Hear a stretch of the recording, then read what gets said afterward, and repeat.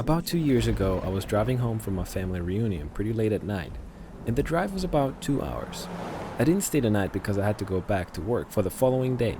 Most of the drive was on the roads with dense bushes and trees on either side, the real creepy ones you see in a lot of movies. Anyway, I had been driving about 45 minutes, and I was starting to get really tired. You know how sometimes you just suddenly become really tired out of nowhere? Well, yeah, that happened to me. I knew it wasn't going to last, but I didn't come across any place that I felt I could park and safely sleep. After it became clear to me that I wasn't going to find a place to pull up, and my tiredness wasn't going away, I did something very questionable. I pulled over to the side of the road onto the grass, behind some bushes, to try and hide my car from anybody else who was going to come past. I made a mental note that the time was 11:22 and then fell asleep. Sometime later, I was awoken by a scratching sound.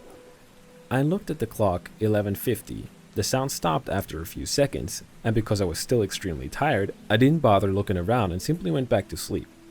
I was later awoken by the same sound, and it was now 12:40. This time, it really freaked me out because the sound didn't stop. The thought ran across my mind that it was just an animal inspecting the car, but why would it return almost an hour after I had left the previous time?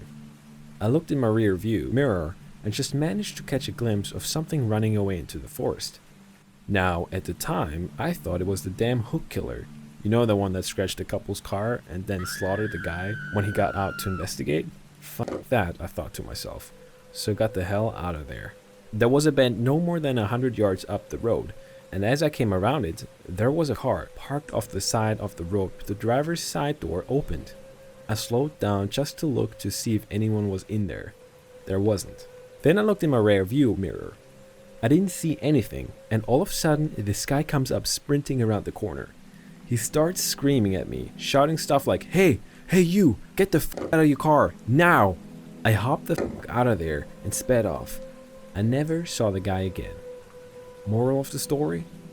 Don't sleep on the side of a deserted road.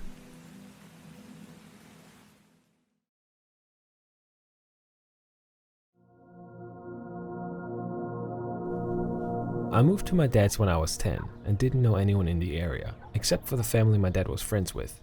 Single mom with 3 kids. Luckily, there was a girl a couple years older than me, 12 at the time I met her, and we got to know each other a little over a couple years. We weren't close, but ended up having the same friends. One night, my friend Rob was hanging out with her and her younger brother.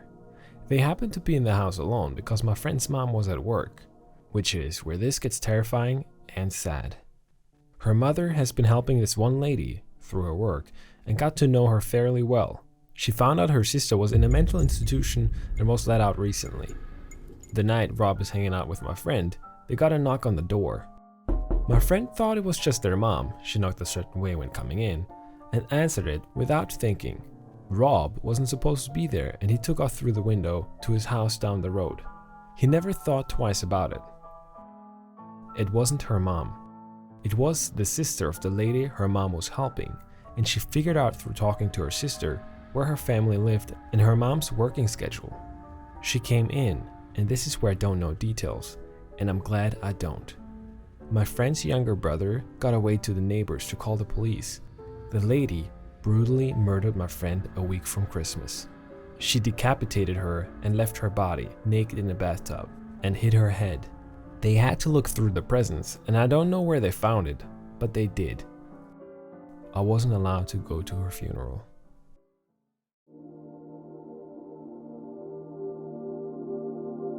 I had awesome parents who let me sleep in the living room on weekend nights when I was very young, because my sister was a light sleeper and I could stay up until dawn. But of course I always ended up sleeping on the couch because Nick at night made me tired. So one night, I wake up to the prickly feeling. Like an instinct, I just bolted into a sitting position and stared out the front window. We lived in rural Georgia, so you can imagine the magnitude of trees. In perfect light cast from the moon, I see a silhouette of something in this one tree. The family dog dashed to the window and is snarling into the glass. Terrified, I run into my parents' room and try to explain to my parents that there's a strange person outside. Dad grabs something defensive and darts outside with the dog to beat the wax off the hothead. I trembled in Mama's arms, and Dad comes home and says he saw no one and to go to bed. I decided to sleep in my regular bedroom. I fill in my sister as to what happened. Dad is making regular rounds in the house with a cup of coffee. We are all still, and I finally think I can sleep. No. I notice the man outside my window.